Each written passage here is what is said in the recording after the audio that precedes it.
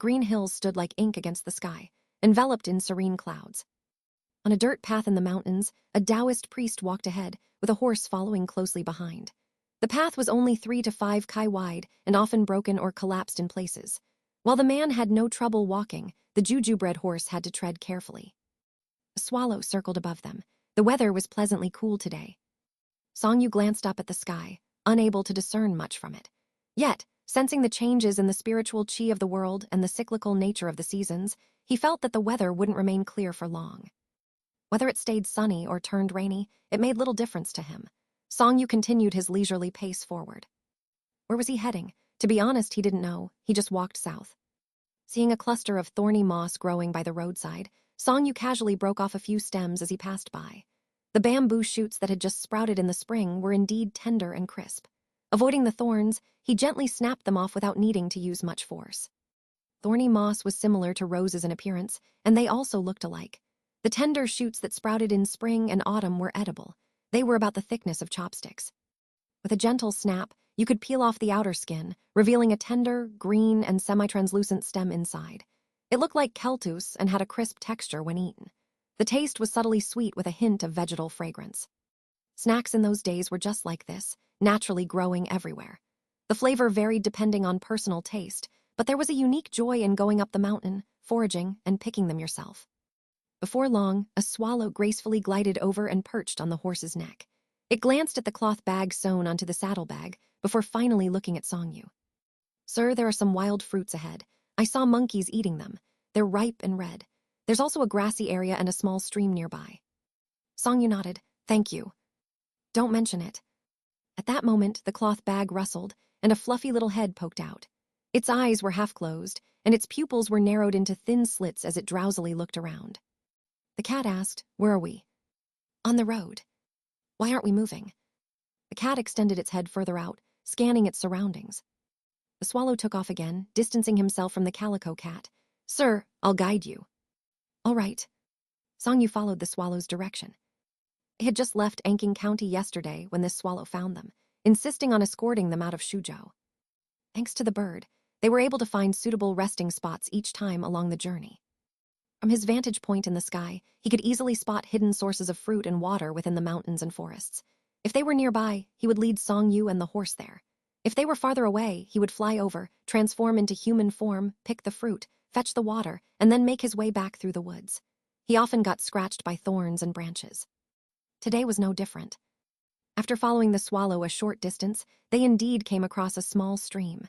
The water flowed gently, its sound soothing to the soul, and it was so clear that the bottom was visible. It was refreshing just to look at. Nearby, a cluster of shrubs climbed over the rocks and up the trees, bearing thumb-sized, oval-shaped red berries. Deep in the mountains, untouched by people, the berries grew abundantly. Leognus latifolia, Songyu recognized them. It was a rare find. Reaching out, he picked one berry. Too impatient to wash it, he simply wiped it clean and popped it into his mouth. The rich juice and sweet and sour flavor immediately spread in his mouth, washing away much of the fatigue from the journey. He then slowly picked the rest and washed them clean in the stream, deciding that manta would be the main course today. After the meal, they would enjoy some wild berries for dessert. What could be better than this? They packed some to take along. By mid-afternoon, a breeze had picked up in the mountains, and the sky was growing increasingly overcast. The swallow landed early, warning of impending rain. He then flew off again, rising higher and higher into the mottled sky until it vanished from sight. The wind grew stronger and stronger, making the cloth bag flutter. The sky darkened, as if night were falling. The Calico cat poked its head out of the bag again. With the fur on its head ruffled by the wind, it looked somewhat comical. "What a strong wind." "Lady Calico, you should come down and walk around. If you stay in the bag too long, you will become a fat cat." "I won't become fat. A little exercise is good, and you can enjoy the scenery." "I walk till morning." "You should walk a bit more in the afternoon, or you'll be restless at night." "Cats can't walk too far." "Lady Calico, you're no ordinary cat." "What do you say, Lady Calico?" "What a strong wind." "Indeed." The Calico cat quietly retreated back into the bag, muttering softly to herself, "I'll walk tomorrow. It sounded like she was trying to convince herself. Songyu shook his head with a smile. Soon the swallow returned again. The wind was so strong that the swallow, with his wings spread wide, could hover steadily in the air without flapping his wings. "Sir, I saw a small town ahead, but it might be nightfall by the time we reach it. If we continue forward from here, we'll reach a main road in no time. On the main road, there are places to shelter from the rain and a house where we can avoid the wind. However, I have a feeling something's not right about that place." "What's not right about it?" "I sense some yin qi there." "I see." Songyu had thought it might be some serious issue. "Sir, it's going to rain." "Not yet. You can ride the horse while I lead the way in front. With a short jog, we'll be there soon." "No rush." "All right." The swallow flew ahead once more. This timid minor demon initially stammered in fear. Interestingly, he grew more comfortable around Songyu after spending a few days with him.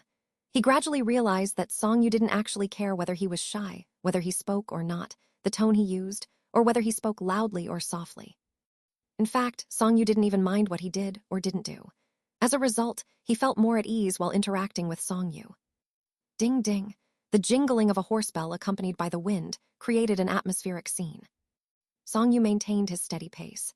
The rain wasn't in a hurry to fall, and he wasn't in a hurry to move on, as if he and the weather had reached some sort of agreement. This was great. About half an hour later, Songyu finally reached the main road. The roadside trees rustled in the wind. After a short walk, they arrived at the house the swallow mentioned, a place that could shelter them from the wind and rain. "It's a government mortuary." Songyu looked up at the sign overhead. In front of him was a large, dilapidated old house. A signboard above the door read, "Mortuary," with several talismans pasted on it. The red cinnabar on the talisman paper had long been smudged by the rain. Whatever effectiveness it might have had originally was now definitely gone. Songyu led the horse to the mortuary entrance and took a few glances inside. There was indeed a bit of a yin qi there, but to him, it was the unpleasant odors inside that bothered him more.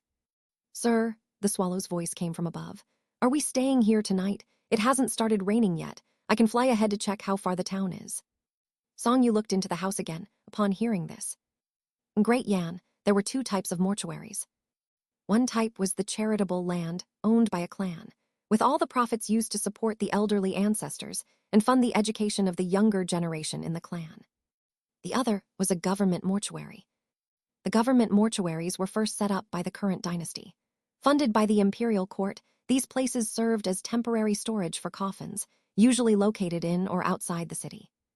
Coffins stored here were usually awaiting burial for various reasons. These may include not having found a final resting place yet, being unable to afford a burial due to poverty, or where the deceased died far from home and their body was being transported back for burial. In these cases, the coffins were temporarily kept here until a suitable burial arrangement could be made. Alternatively, it could be that the body was considered inauspicious. In the current mortuary, there were only two coffins on display. Both were made of raw wood without any varnish. The one on the left was quite new, while the one on the right had been there for an unknown length of time. The new coffin was likely for temporary storage, while the old coffin remains unclaimed. Songyu then looked toward the corner of the room. There was a pile of dry firewood there. This scene was quite familiar. Songyu couldn't help but smile. He took the saddle bag off the horse and told the swallow, "Let's stay here. No need to look further." "But this place..." "As wanderers of the world, there's no place where we can't spend the night." Songyu paused. "Besides, it might be fate that we arrived here today." "All right. You should come down and rest now." "No need." The swallow glanced at the eaves. "There's a swallow's nest here. The original owner should have flown south for the winter and hasn't returned yet. I'll stay here for the night." "Very well." Songyu sat down near the entrance. A cold wind blew past the mortuary's threshold, bringing a chill to his face and dispersing the musty odor inside. Once he got used to it, it wasn't so bad. The Calico cat, showing some initiative, transformed into human form. She went to the wall corner to gather dry firewood and built up the fire. Afterward, she turned back into a cat and crawled back into the cloth pouch, leaving only her small head poking out to watch Songyu. "You should warm yourself by the fire." "Thank you, Lady Calico." "Warm up quickly." "I'm warming up." "You're welcome." As they sat there, night gradually fell. The rain still hadn't started. Instead, the sound of horse hooves echoed from afar. Songyu peeked out the door and saw a swordsman in black clothing, wearing a wide-brimmed hat, riding a horse toward him. The swordsman's clothes fluttered chaotically in the wind as he quickly arrived. "Nay." A horse stopped at the mortuary entrance. A swordsman glanced inside, hesitated for a few seconds, then dismounted and led his horse under the eaves. He took down his luggage and entered through the front door. "Greetings." The black-clad swordsman cupped his hands in salute, greeting politely. "Greetings," Xianxia replied in kind, equally courteous. The swordsman removed his bamboo hat, and the firelight revealed a young face. He was quite handsome, but weathered by wind and sun, making his skin look dark and rough. His lips were chapped, adding an air of weariness. If not looked at closely, one might think he appeared much older than his actual age. With the help of the firelight, Xianxia recognized him as the young swordsman he had seen at the great Liuzheng gathering. Simultaneously, the swordsman also recognized him and paused in surprise. "Are you the gentleman from the great Liuzheng gathering? This must be fate." "It truly is fate that we're able to meet here," the young swordsman said, but he didn't seem inclined to talk much more. By the rules of the jianghu, he should have introduced himself, but he didn't even approach the fire that Xianxia had started. Instead, he just found a spot in the mortuary to sit, conveniently near the old coffin. Xianxia glanced at him. "Would you like to warm yourself by the fire?" "I appreciate the offer, but I'm not cold." "Are you really not cold?" "A few sips of alcohol will do." "Very well." Xianxia didn't insist, adding, "It's late, but since there's a mortuary, the city shouldn't be far. The rain hasn't started and you have a horse. Why not continue on?" "I don't have a travel pass." "Have you been sleeping rough all the way to Anking County?" "Not rough exactly. I've slept in dilapidated temples in the wilderness, mortuaries outside towns, and roadside shelters." "Truly bold, as befits a jianghu martial artist." "What's there to fear?" The young swordsman took out a flask and drank, glancing casually at the two coffins behind him. "The dead are just a lump of flesh, at most a bit smelly. They're actually easier to get along with than the living." "Then you should be careful. The one in the coffin behind you might not agree with you." "What do you mean? Are you being all mysterious and cryptic with me, sir?" "Not at all." "Then what?" "Just that the occupant might rise tonight." "Heh," the young swordsman scoffed. "If it really rises, I'll invite it for a drink. What's the harm?" His words were filled with the pride of the jianghu. He then suddenly remembered the man's earlier invitation to warm by the fire. After a moment's hesitation, he extended his flask. "Would you like a drink?" "No, thank you." "All right." The young swordsman withdrew his hand again. Boom! Suddenly, a thunderclap roared, as if the heavens had split open. The young swordsman couldn't help but frown and glanced back. Strangely, despite the deafening thunder, he heard an additional sound, as if something in the coffin behind him had trembled along with the thunder. Chapter 66, The Grace of the Swordsman. This was the first thunder peal of the year. Rumble. Spring thunder rolled continuously. It sounded like a giant stone roller was moving across the sky. The swordsman's brow furrowed tighter as he glanced several times at the coffin behind him, then at the Taoist standing at the doorway. The Taoist wasn't old, seemingly about the same age as him, though he appeared much younger. In front of him was a fire, kept burning small apparently to save firewood. He had a bamboo staff and a bedding bag full of belongings. A cloth bag was sewn onto the bedding bag. It contained a calico cat, which the swordsman had seen a few days ago at the great Liuzheng gathering. The cat was pretty and poked its head out of the cloth bag at that moment, tilting its head and staring straight at him. He had known for a few days that this Taoist was no ordinary person. When he entered the door earlier, although the sky was very dark, he vaguely saw a swallow in the nest under the eaves. There had also been a swallow in the sky these few days, a rare sight for this season. At that moment, he saw the Taoist reach into his bedding bag as if to take something out. The swordsman squinted his eyes until he saw that he was just taking out 2 steamed buns and some wild fruits. He relaxed somewhat, but then noticed a pair of shoes in the bedding bag due to the Taoist's movement. They were a tiny pair of girls' shoes that had been worn before. This Taoist traveled alone with only a cat, and at most a swallow, but why bring a pair of girls' shoes? In short, something felt off, very off.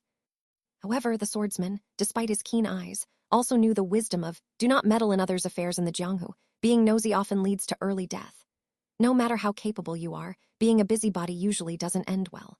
If it weren't for the continuous movement from the coffin behind him, he wouldn't have bothered to ask or even speak to him. Come dawn tomorrow, the world is vast, and who would know whom? Rumble. The coffin shook again, this time more noticeably. The swordsman looked at the Taoist before him who was close to the fire, seemingly focused on heating the steamed buns with his eyes fixed on the fire, oblivious to the movement inside the house. "Sir, what is it?" "Did you hear the movement from inside the coffin?" "Yes." "Then why are you so calm?" "Because I already knew." Don't tell me this has something to do with you. Song Yu looked up at the swordsman. We are both travelers in the mountains who happen to pass by and stay here for the night. Why do you think it would have anything to do with me? The swordsman's expression softened. I was presumptuous, but how did you know it would rise? Today is Jingzh. And what's the significance? During Jingzh, when the spring thunder first rumbles, life bursts forth, awakening all things. Hibernating, stinging insects emerge. Demons and ghosts stir. If any evil creature is about to emerge at this time, it may be awakened by the thunder. Any demon or ghost that has committed misdeeds will be terrified and thrown into confusion by the thunder. If they run out at this moment, they will be conveniently struck dead by the heavenly thunder. Song Yu looked at him calmly. Yin Qi has accumulated here, and the person in the coffin might be awakened. I see. The swordsman narrowed his eyes, pondered for a moment, and made up his mind. Thereupon, he cupped his fist in apology and respect. Sir, your knowledge is profound. I am impressed. I'm not particularly knowledgeable. I just knew it before you. Now you know too, don't you? How wonderful. Are you afraid now? After listening, the young swordsman relaxed instead and continued to sit. He placed his long sword across his knees and said as he drank wine, if one often walked wilderness roads at night, and often lodged in dilapidated temples and cemeteries, encountering demons and ghosts was inevitable. I've toasted a few mountain demons and minor gods with this pot of wine, and killed many ghosts, monsters, and evil creatures with this sword. His tone was easy and calm, without a trace of fear. A swordsman, naturally, must have a fearless heart. Just then, boom, another thunderclap sounded. With a dull crash behind him, the coffin lid actually fell on the floor, and a figure stood up from within. He was half dry, half decayed, hunched over, but his face was ferocious, with dense rows of teeth like steel swords and hooked claws like metal hooks, looking like a terrifying evil creature. Song Yu sat still, merely turning his head to look at the swordsman. The calico cat shrank back into the cloth bag. It just poked its head out and looked at the swordsman too. The fire crackled, casting ghostly shadows on the wall. The swordsman stood up slowly, shaking his head as he drew his sword. Clang! The longsword left its sheath, cold as frost. The evil creature, upon seeing a living person, immediately growled low and pounced like a ferocious tiger seeing fresh meat. The swordsman effortlessly met it with his sword. Swish! Foul blood splattered in abundance, black and stinking. Then the head fell, rolling on the floor. The swordsman casually flicked the filth off his sword. Newly formed evil creatures, no matter how strong, were still flesh and blood, not made of iron. Ordinary sabers and swords might struggle somewhat at most when it comes to hacking them. How could it withstand this swordsman with his consummate skill? But then, something eerie happened again. The headless corpse didn't fall to the floor, instead it turned to face him. The head on the floor rolled around, its mouth opening and closing, eyes fixed on the swordsman and the Taoist. Sigh, the swordsman sighed, shaking his head as he advanced with his sword. In just a moment, a pile of mangled limbs and rotten flesh wriggled on the floor. Meanwhile, the swordsman sat majestically on the bench where the coffin had been placed. He leaned back, holding his sword in one hand and raising his head to pour wine down his throat with the other. Lightning flashed and thunder roared, revealing the traces of rain in the night and the wind rustling the grass, but he remained calm. This was the grace of a top swordsman in this world. No wonder he moved through Liuzhang undefeated. Song Yu suddenly realized. Perhaps it wasn't him who was meant to encounter this coffin here today, but this swordsman in front of him. He was just an incidental observer. Also, this carefree moment was already etched in his memory. The swordsman finished his wine at that moment and turned to look at him. Since you knew there was an evil creature emerging here, but still stayed here overnight, were you specially waiting for it? Sort of. Song Yu only came back to himself then. As he replied, he picked up his bamboo staff and lightly tapped the floor twice with it. Thump-thump. Mangled limbs and rotten flesh on the floor immediately stopped moving. The swordsman's eyes immediately sharpened again. In both the jianghu and the court, there were actually many talented eccentrics. He had also seen exorcists before, both Buddhist masters as well as folk practitioners, each had their own methods. People knew some rustic methods, understood what different demons and ghosts fear and how to deal with them. Some knew how to draw talismans with cinnabar for various purposes. Some could chant a few phrases of incantations and use minor magic, while others knew how to set up altars and perform magic to invite gods or spirits to possess them. In short, each had their own skills. As for which method was more effective, it actually depended more on individual proficiency.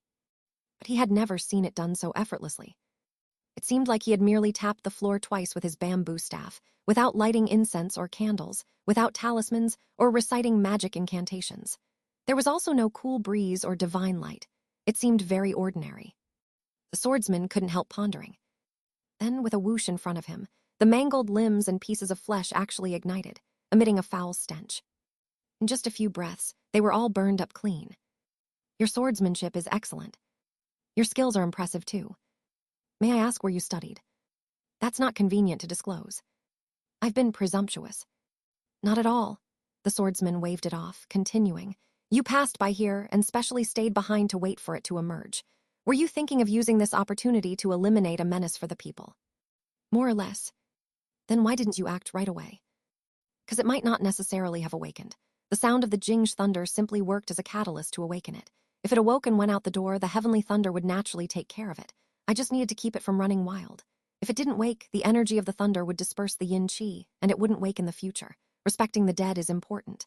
Song-yu shook his head. Now I think, maybe it wasn't me who waited here for it, but you. What do you mean? Fate works in mysterious ways. Outside, the sound of rain began to patter softly. Song-yu sat cross-legged on the floor, closed his eyes, and simply immersed himself in the spiritual resonance of this part of the world. The swordsman sat back down on the floor and also leaned against the wall, motionless. But he did not sleep. His eyes remained open. The fire at the side had not yet gone out, and though it was not very close, its warmth reached them, warding off some of the rainy spring night's chill. When the evil creature had risen earlier, the swallow outside had taken flight, hovering at the doorway, chirping incessantly.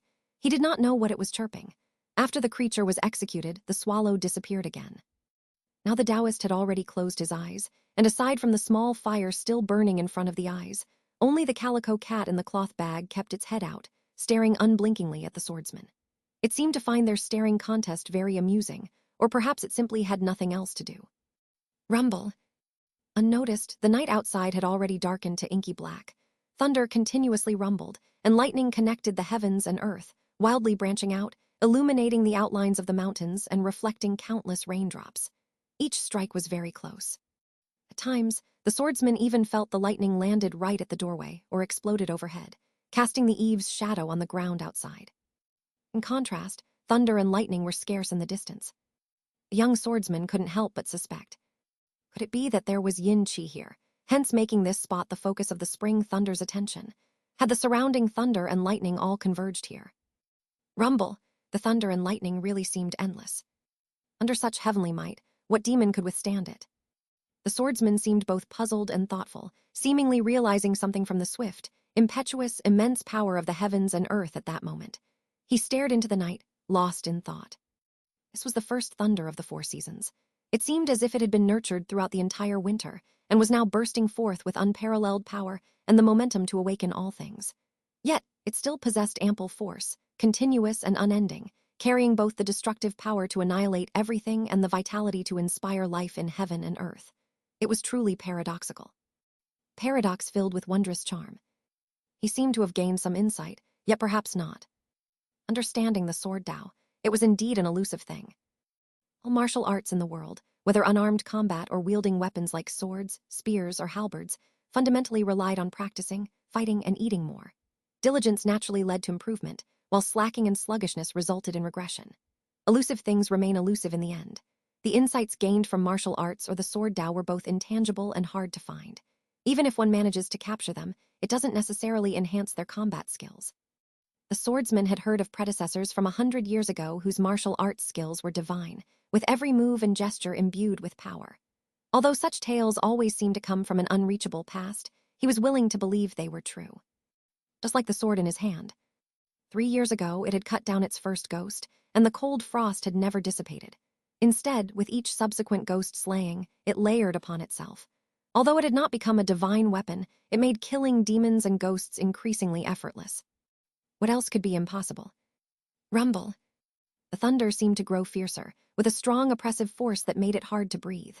The lightning, like frost and snow, was like sword energy slashing right before his eyes, making him involuntarily hold his breath. The swordsman gradually furrowed his brow. Where did it not thunder? Which year did not have jings? Why was that night's thunder so different? Chapter 67, The Familiar Jianghu Grudges. The early morning world was so quiet. Drizzle accumulated downwards along the slope of the roof tiles and then dripped down from the eaves. It seemed as if one could hear the sound of it splashing. The bluestone slabs at the doorway have long been washed clean, with a row of shallow pits formed by the dripping water, revealing the purest original color of the bluestone slabs. If you didn't look closely, you might think the rain had stopped. Songyu finally opened his eyes.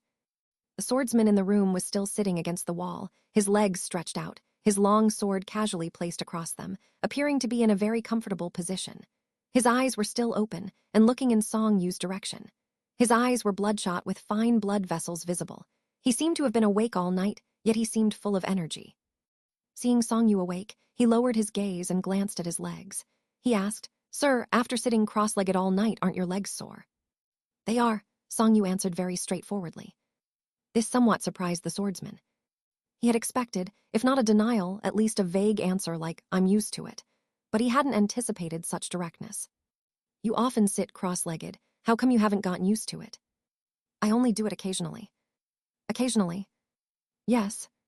"When do you sit cross-legged?" "When it's time to sit cross-legged." The swordsman asked no more and just stood up. He cradled his sword and bowed, his attitude somewhat changed from the previous night.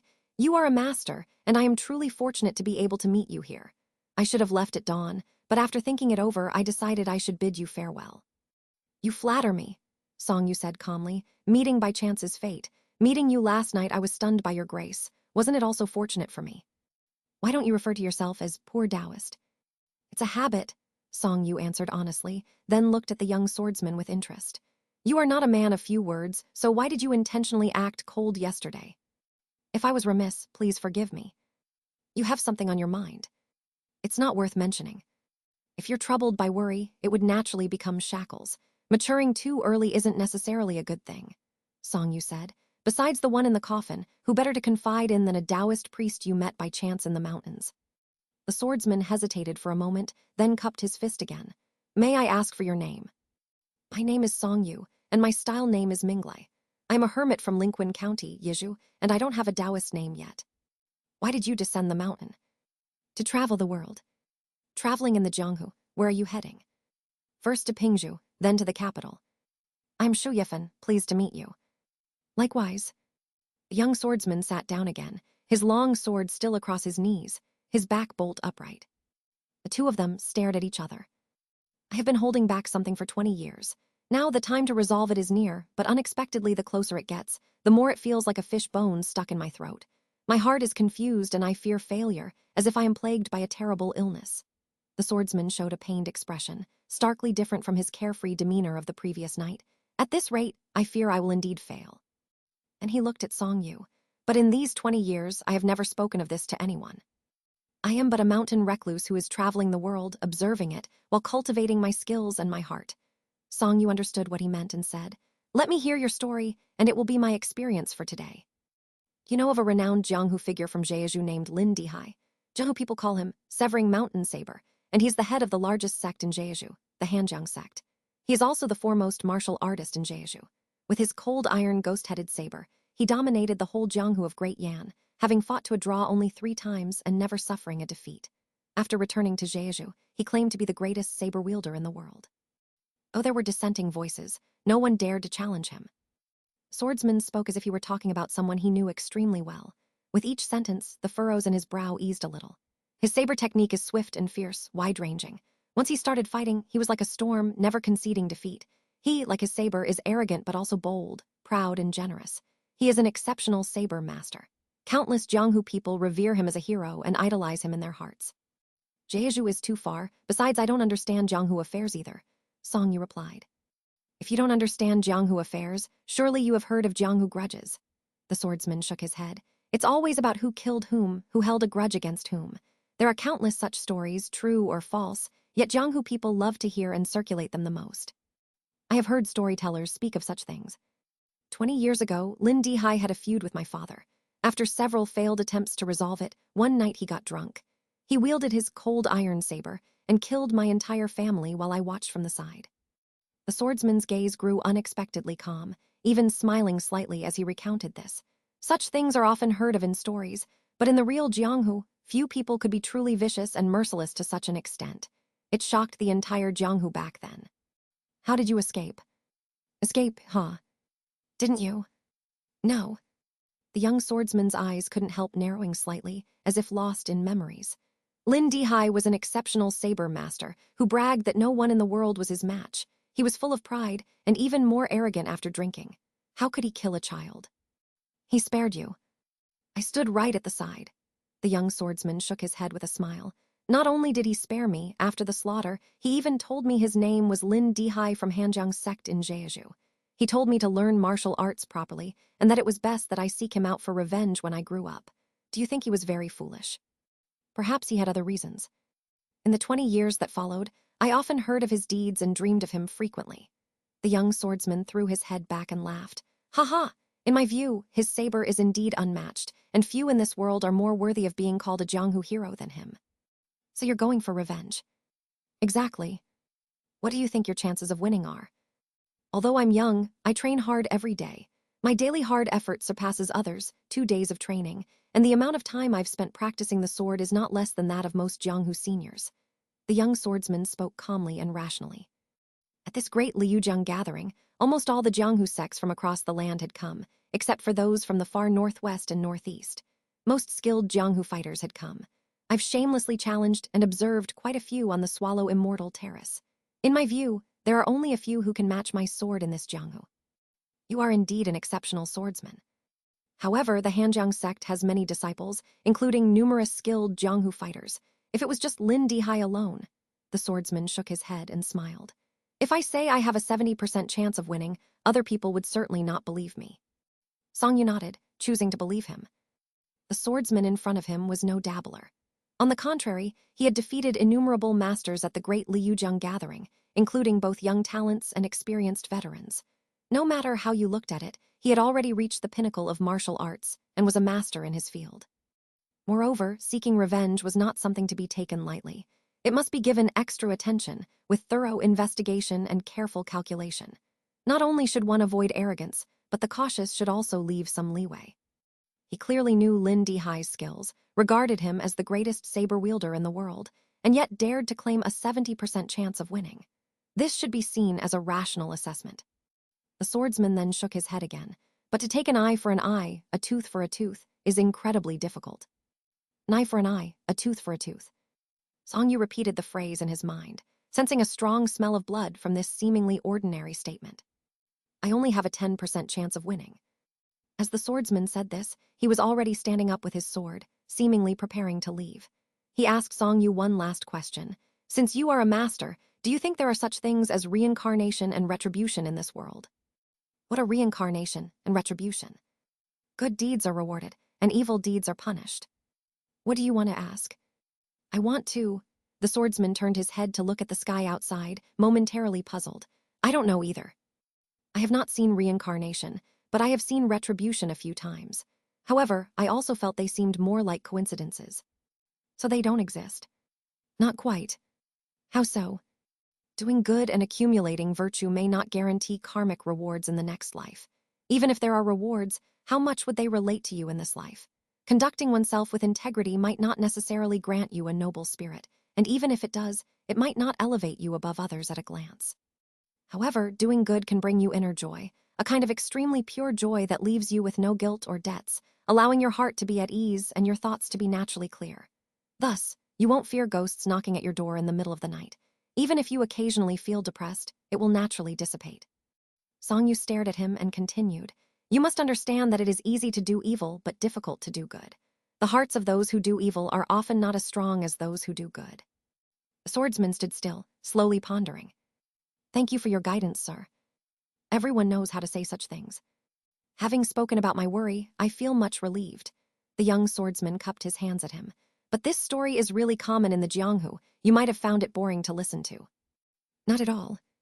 In any case, thank you, sir. I must take my leave now. If you feel a connection with me, wish me luck in returning alive. Take care. Songyu only said this one sentence. Though he didn't know Lin Dihai, he had also just met this young swordsman. Neither knew the other well. He was merely a listener, and so it was best he remained just that. Perhaps it would become another major affair in the jianghu. Witnessing it firsthand would also be quite worthy of sighing over. The swordsman didn't mind either. He carried his traveling bag and stepped over the threshold. However, after taking one step, he stopped and looked back, glancing at the fire inside and then at the firewood in the corner of the room. "Did you use the firewood inside for your fire last night?" "Since I took the firewood, I should replenish it. You go ahead." "Very well." The swordsman then went to get his horse from under the eaves, saying without looking back, "Lin Dihai was obsessed with martial arts all his life, never married, and has only one son whom he brought back from outside. This matter has nothing to do with you."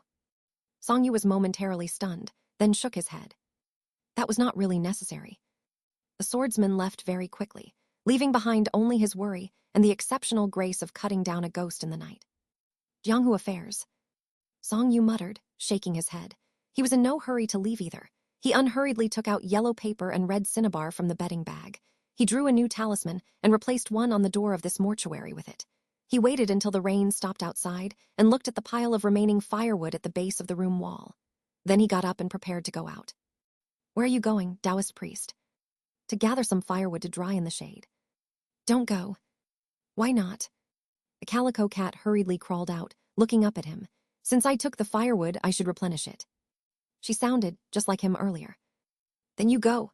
Song Yu smiled, sat down again, rekindled the fire, and prepared to boil some water.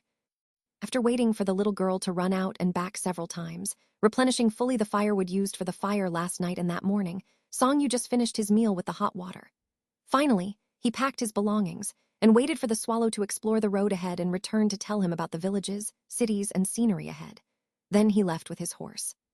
He was actually going in the same direction as the young swordsman. Just that one was in front and one behind. One walked hurriedly, entering a dream with a sword in the fine rain, while the other took his time, walking slowly in straw sandals, observing the common people. Behind the mortuary, mountain birds chirped, their calls clear and pure without a hint of noise.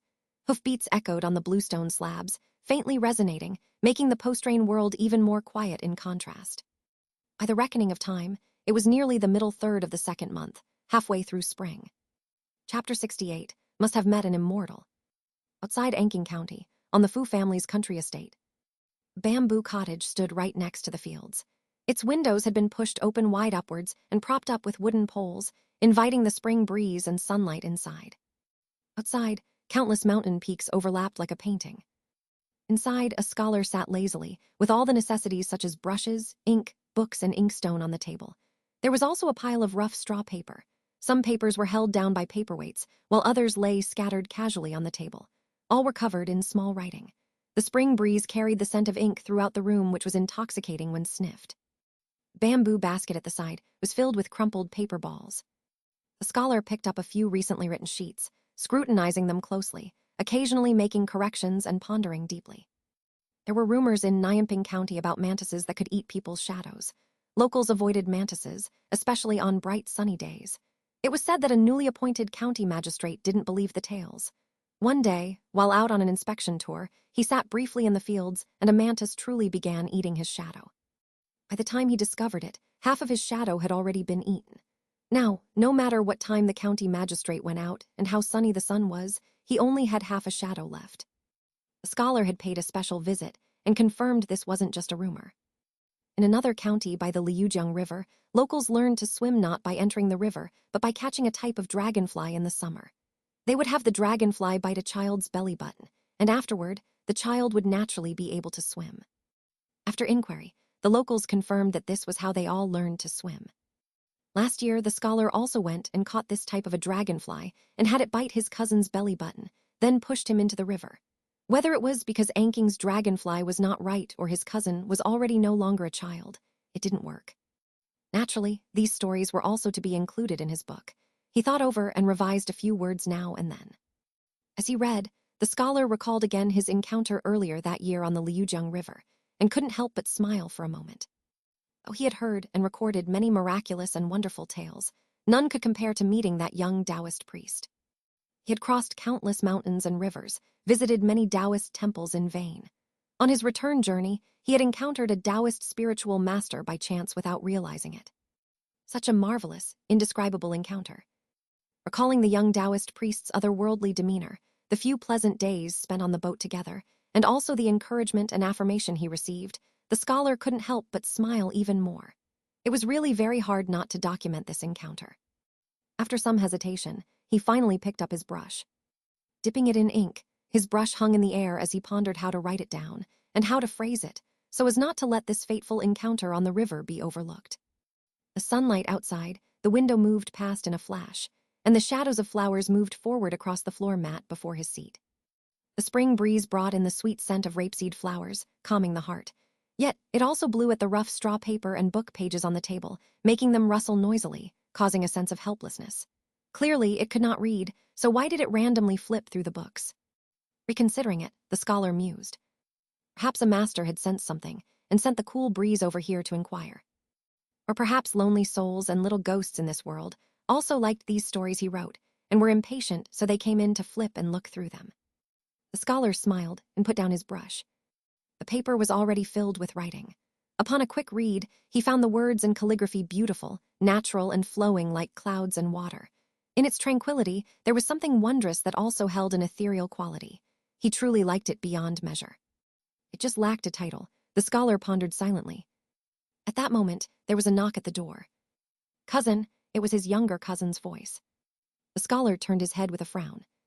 It wasn't that he feared opening the door to find a few little ghosts imitating his younger cousin's voice to deceive him, though he had heard of and written such stories into his book. If he truly encountered them, his heart would be totally calm, and he would politely invite them to drink a cup of clear tea. What he feared was opening the door to find his cousin accompanied by clan elders or the clan's private school's teacher, ready to drag him back home or to the clan's private school. This was just a farmhouse which he used as his study, because it was far from the clan's house and had very pleasant scenery. Writing miscellaneous books in this era wasn't considered respectable after all. Not that it couldn't be done. If he wrote them in his 30s or 40s, no one would criticize him. By his 50s or 60s, anyone who would have had anything to say might not be around anymore. If they could still come to criticize him, he could just write them into his stories. However, he was just over 20 at the moment. His clan members still hoped he would study well, pass the exam, and achieve scholarly honor. Ultimately, people who were detached from worldly affairs and free from the constraints of societal views, like that Taoist priest, were rare. Otherwise, why would they be considered masters? "Cousin," his cousin was still knocking and calling him outside. "Sigh," the scholar put away the rough straw papers and got up to open the door.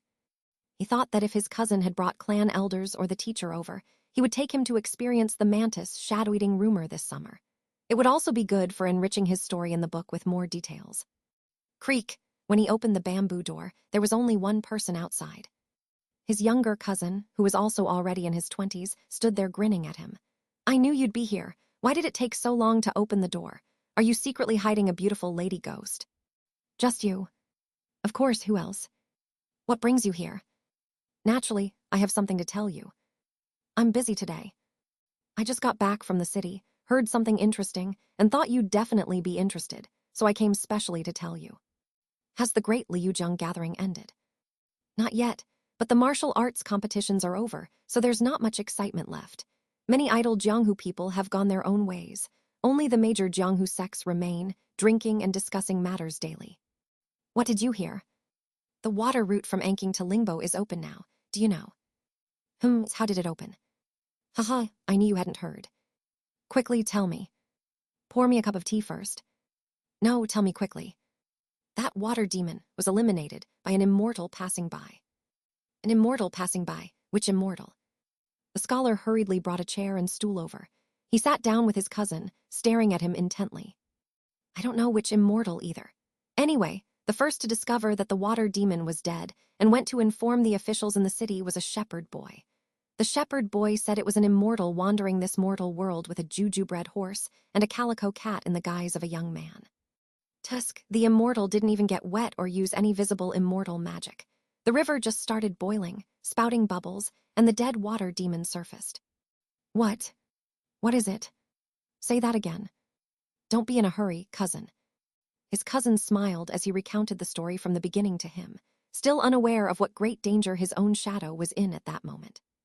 After the scholar finished listening, he was stunned for a long time. He recalled at once those few stories related to hidden dragon temple that he had heard and that young Taoist priest's extraordinary demeanor. He had been secluded on an otherworldly celestial mountain. He roamed the human world casually subduing demons, only meeting those he had a fated connection with. Without fate, even standing at the doorstep and searching the whole mountain, one wouldn't find the temple. How could this yin-yang mountain not be a celestial mountain? How could its inhabitants not be immortals? He had new material for his book again. However, he didn't want to write at this moment. He just wanted to sit a while and savor the newly acquired story and that previous encounter. The first reader of a writer's work was themselves. He wondered what that Taoist priest was doing at that moment and where he had wandered to. // 200 li from the Pingzhu border, Xianxia lay on a mountaintop. The soil quality on the mountain was quite good, and this piece of land was planted full of peas that grew densely without a single gap. From a distance, they looked like a green blanket. The peas weren't mature yet at the moment, but had already grown pods. The peas inside were slightly larger than mung beans, perfect for eating raw. He picked a pod, took out the peas, and put them in his mouth. They were very tender, very refreshing, and slightly sweet. Xianxia also often ate them this way in the past. When he was at Hidden Dragon Temple, he grew his own peas and naturally could do whatever he wanted with them. In his previous world when he was young, he would lie down in other people's pea fields and eat the peas with his classmates on the way home after school.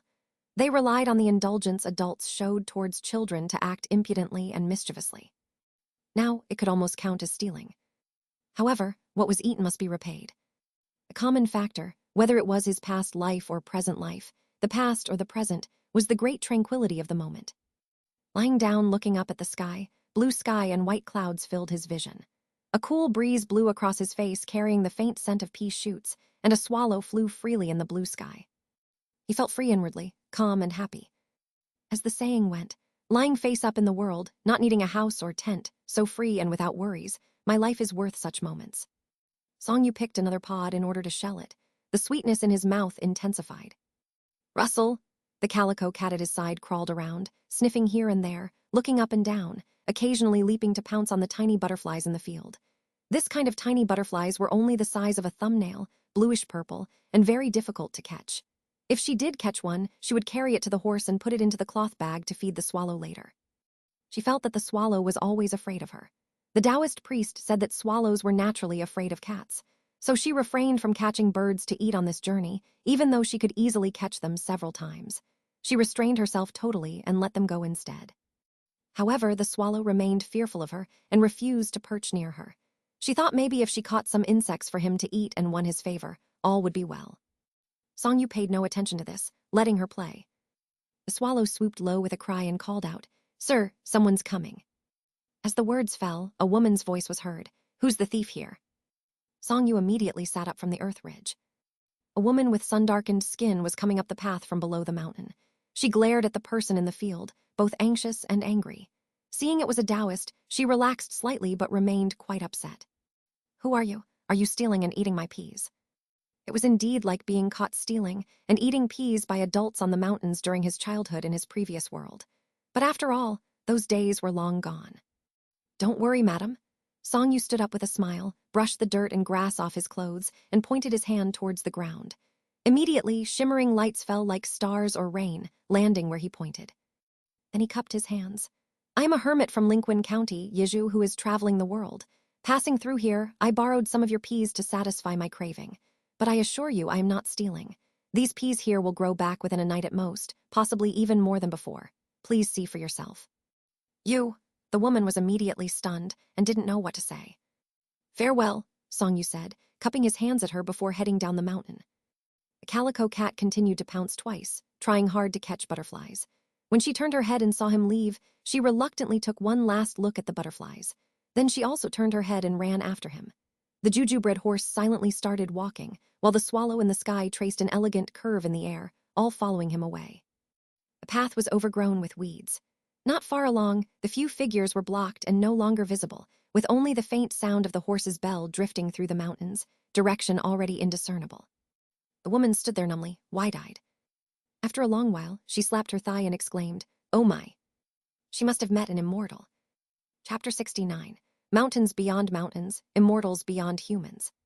Xianxia plucked a few newly sprouted spring blades of Pacific Island silvergrass, which were still short, fine, and tender, and casually wove them into a hollow ball. After examining it from all angles and finding it unsatisfactory, he discarded it and wove two more as he felt bored walking. Only then did he select one he liked and put it into his bedding bag. Leisurely picking fruits and grasses like this didn't actually delay his journey. Instead, it added much enjoyment to walking. While distracted, it felt as if he had returned to his childhood. Back then, no matter where he went, no matter how long the road was, there was endless joy to be found in the fields beside the road and up the trees in the forest. At that time, walking was never just for walking. Gradually, he found himself ascending higher and higher until he reached the mountain peak. The Calico cat stopped, turned her head, and gazed into the distance. Xianxia also stopped. He didn't know where this place was, only that from this vantage point, the mountains and rivers lay beneath his feet, and the scenery was splendid. This place was planted with a great deal of sugarcane. The land between the hillsides was flat and orderly, dyed densely green by the sugarcane forest. Small paths in between led to places he would never go, and large trees quietly grew beside the paths, their age unknown. At the end of his line of sight, a village and houses could vaguely be seen. No one knew how long they had existed. Everything was clear, quiet, and beautiful. Xianxia couldn't help but wonder if the scenery had been like this hundreds of years ago. Perhaps it would remain the same hundreds of years in the future. But whose hometown was this? What kind of people lived here? What kind of lives did they lead? Xianxia appeared calm, but his heart surged with a desire to go down and see this land up close, to get to know its people, and to hear their stories. Yet he also knew that there were boundless mountains and rivers. Even immortals couldn't see them all. The world was vast, human lives were short, and regrets were inevitable. Perhaps regret was the norm. "Sir," a swallow landed on the horse's head at that moment and turned to look at him. "Where are we going?" "Yan." Xianxia didn't answer immediately but instead asked, "Have you ever flown south for the winter?" "I grew up at my ancestors' side and didn't need to fly south for the winter. Later, I gained cultivation skills, became enlightened, and also transformed, so I needed to go even less." "I see. You seem very interested in things regarding the south and overseas." The swallow stared at the Taoist with his dark eyes, sensing some regret in his tone upon hearing him say that he had never been to the south. "I grew up hearing many stories about the south and overseas from my ancestor. If you wish to hear them, I can tell you." "It's not that." "Then, I just think flying south for the winter is quite extraordinary." "How so?" "I've heard you all have to fly thousands of li, the farthest being tens of thousands of li, crossing countless mountains, rivers, and countries, seeing countless different sceneries. That journey must be fascinating," Xianxia said with a sigh. "In this world, even immortals are often bound by faith to their land and never know the true face of the world. Most people can't even dream of such vast realms, yet you all were born to migrate south, to naturally witness a vast world most people could never see in their lifetimes. I wonder how you all feel about it. In short, many people envy you all." Hearing him say this, the swallow indeed felt it was quite extraordinary and began to feel some regret too. "I have never gone." "You can go anytime." "Is it dangerous outside?" "Hard to say." "Oh." Xianxia thought for a moment before saying, "When I was young, I also asked my master if the world below the mountain was dangerous. She told me that this world is vast, spanning over 100,000 miles. Countless people die from unexpected calamities daily, and many don't meet a good end. However, some stay in one place, never going anywhere or doing anything special, and still die of illness or hunger halfway. Some live to old age but do so in a muddle-headed and ignorant way. All of these, you will have to see for yourself and decide for yourself. What you see and experience in this life is closely related to your choices." However, her Taoist name is Taoist Duoxing, and she loved traveling the world most in her youth. This is just her perspective, naturally. You and I should have our own views and choices. The swallow pondered for a long time before nervously saying, "I've always wanted to ask you a question." "Ask away." "You travel the world like this without a destination. What are you doing it for?" "What do you think?" The swallow thought for a long time before cautiously saying, "I thought it was to punish evil and promote goodness, to vanquish demons and eliminate devils. Along the way, I have punished evil and promoted goodness, vanquished demons and eliminated devils, but I didn't descend the mountain specifically for doing that," Xianxia said, shaking his head with a smile. "Sometimes I do, and sometimes I don't." "Don't you accumulate merit?" "No, I don't accumulate merit, just peace of mind." "Not to become a god." "Not to become a god, nor a Buddha." The swallow was stunned for a moment. He was used to seeing his own ancestor go to great lengths to become a god. Now, hearing this light remark, "Not to become a god, nor a Buddha," all of a sudden he didn't know how to respond instead. "Then, is it to become an immortal?" "What is an immortal?" "An immortal is eternal youth. Those who seek longevity cannot live long. For those who do not seek longevity, longevity is without meaning. Then it is for freedom and ease. Does becoming an immortal allow one to be carefree? Or is it that only by being carefree can one become an immortal? But if one is already carefree, how much difference does it make whether one becomes an immortal or not? Xianxia asked mildly. The swallow pondered deeply as he digested this, his confidence waning. Then are you simply entering the secular world to cultivate? Not for cultivating in the secular world either. Then, why would there be so many reasons? Why would there be so many purposes? Please enlighten me, sir. It can't be described as enlightenment. Human lives are bitter and short. Walking through the human world, I just want to see more scenery, see things I haven't seen before, taste more of the pleasures of this world, and add more interests into this short life according to my own preferences. So, at the end of this life, I can look back and say it was worth it, Xianxia said with a smile. Interestingly, when you don't think about anything, you unexpectedly gain quite a lot. This kind of unexpected gain is the most delightful. The swallow fell into silence and contemplation. If he had transformed into human form, he would surely have been frowning deeply. Not for becoming a god, not for becoming an immortal, not for cultivation, just to make life more interesting according to one's inner aspirations. What Xianxia said made it sound like he was just a mortal, but on deeper thought, how different was it from being an immortal? Whether becoming a god, immortal, Buddha, or entering the secular world to cultivate, if it was pursued intentionally, how different was it from pursuing worldly position and fortune? A voice suddenly said by his ears, "Let's go." Go where? Down there. Xianxia had already made up his mind. If we hadn't encountered it, it would be fine, but since we have, we won't miss it. It happened to be afternoon already. Perhaps they could find lodging down there. Thus they followed the small path down.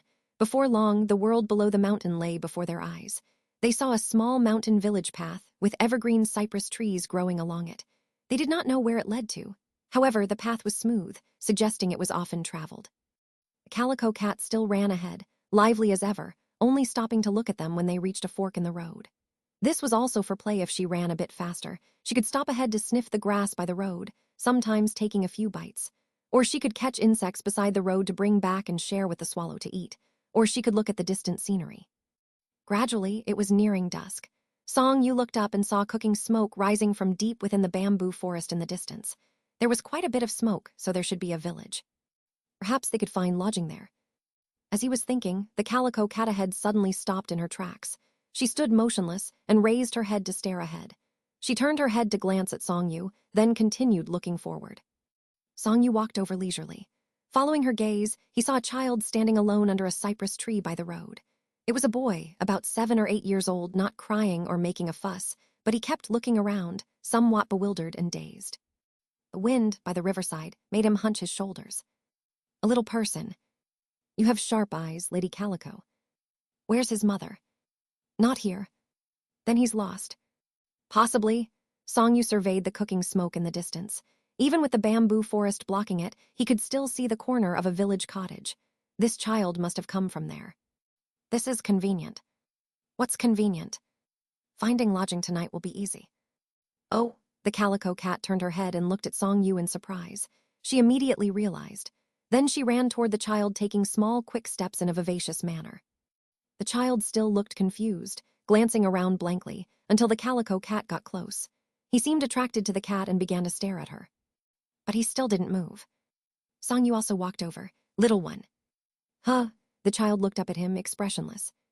Xianxia smiled, trying hard to appear more gentle. He also slowed his voice. Where are you from? Why did you come here alone? The child looked around again and extended his hand as if to point. However, his finger wavered, and he couldn't discern the direction.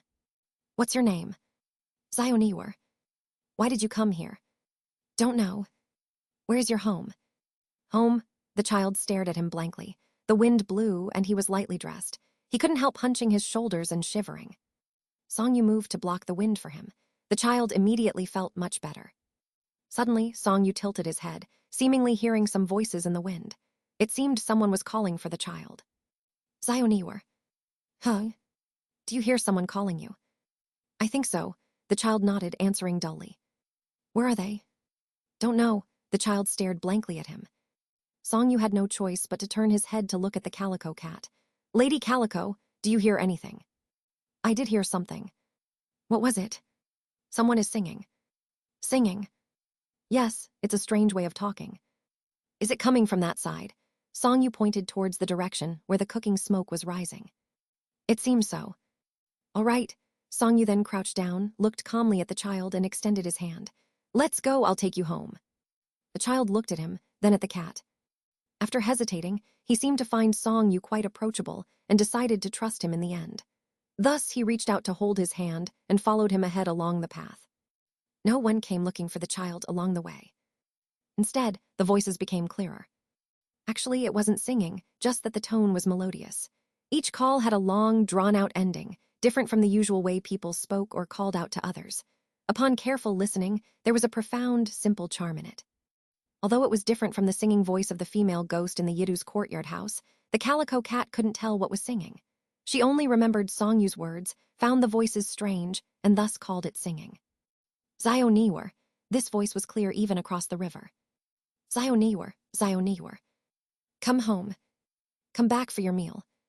Come back for a nap. Answer quickly. Come back quickly. Don't let your family worry anymore. Group of men and women, both old and young, were shouting surrounding the house. Some stood on the roof, some on the hillside behind the house, and others on the earth ridge in front of the house, all with long, drawn-out voices blending into one.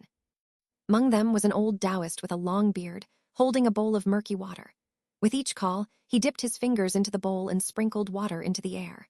There was also a middle-aged woman whose voice carried a sobbing tone, adding an intense emotional flavor to this simple and ancient way of calling out. Suddenly, everyone looked ahead.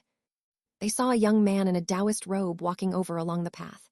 In front of him, a calico cat trotted slowly, and behind him, a juju-bred horse followed obediently despite using no reins. There was also a swallow flying above in the sky. This Taoist was already wondrous enough himself, but what was even more wondrous was that his right hand was slightly raised at his side, as if holding an invisible, short person by the hand. By the time the Taoist reached the crowd, the previously merged shouting voices had mostly ceased. They felt the scene before their eyes was so incredible that they didn't know what to do for a moment, and they didn't dare to speak either. As a result, the earlier clamor quickly gave way to a profound silence. Songyu nodded slightly to them, then looked down at the child holding his right hand. He smiled and said softly, "Go back quickly." With that, he released his right hand. The woman, coming back to her senses, had no time to exclaim at this incredible scene. She wiped the tears from her face and turned to run into the house. Soon, a shout came from inside. "He's awake, he's awake." Everyone rushed into the house. A man took one look inside, then ran out again. He approached Songyu again, bowed and cupped his hands nonstop, saying, thank you, mister. I was merely passing through and happened to see your son's soul standing by the roadside, looking dazed. Hearing your calls, I followed the voices and brought him back." Songyu paused and glanced at the old Taoist holding the bowl of water at the side who didn't know what to do. "You should only thank this old mister. It was only thanks to his method that your son's soul didn't stray far." Thank you both. The man was so moved that he was almost incoherent. He quickly extended his hand. "Please, both of you, come inside and sit." "After you, old mister." After you. "I couldn't possibly." "Then I'll go first." Only then did the old Taoist walk into the house holding his bowl. Songyu also followed him in. It was just a thatched house in the village, simple and crude but cool. The room in the center served as the main hall, with an old 8 immortals table and course bowls filled with tea. Both the table and the bowls had clearly been around for many years. One bowl of tea was for the old Taoist, and the man hurriedly fetched another bowl, pouring tea for Songyu too. After taking a sip, Songyu noticed the few people at the table were all looking at him, but unsure how to start a conversation. He realized they were generally speaking simple country folk without much eloquence. So he put down his bowl, cupped his hands, and said, "My name is Songyu, and I'm a mountaineer from Linquin County in Yizhu. I'm traveling the world and happened to pass by here. I was fated to meet your son, so I brought him back in passing in return for a sip of tea." "Thank you, mister. We were so worried." There was no need to worry. With the old mister here, perhaps a few more calls would have brought him back. This was just a polite remark.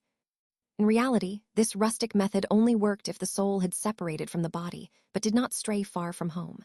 The child's soul had already wandered more than a li away, and calling like this wouldn't have brought him back. However, most of these Taoists among the people usually had experience and may have other ways.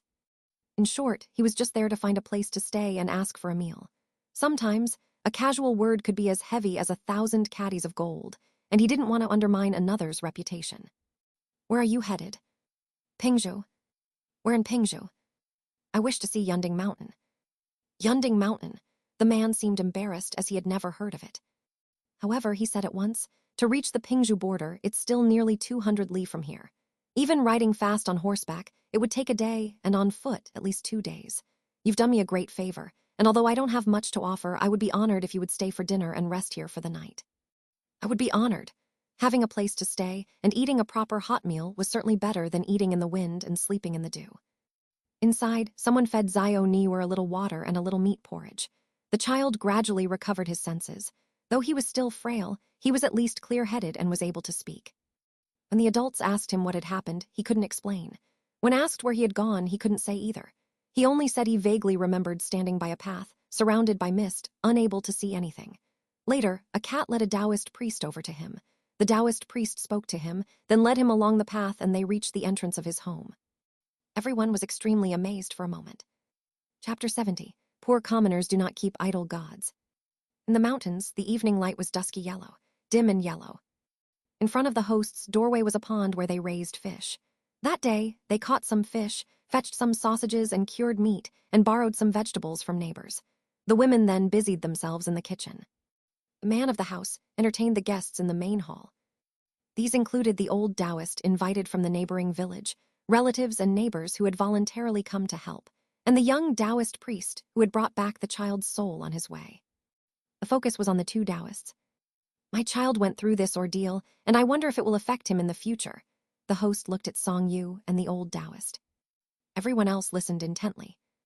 Amusingly, some neighbors' children had also come, silently leaning against the doorway and secretly staring inside. Such mystical matters concerning gods and ghosts seemed to naturally hold great fascination for them. However, the old Taoist glanced at Song Yu, hesitant to speak first. Song Yu also glanced at the old Taoist. There was a moment of silence in the room.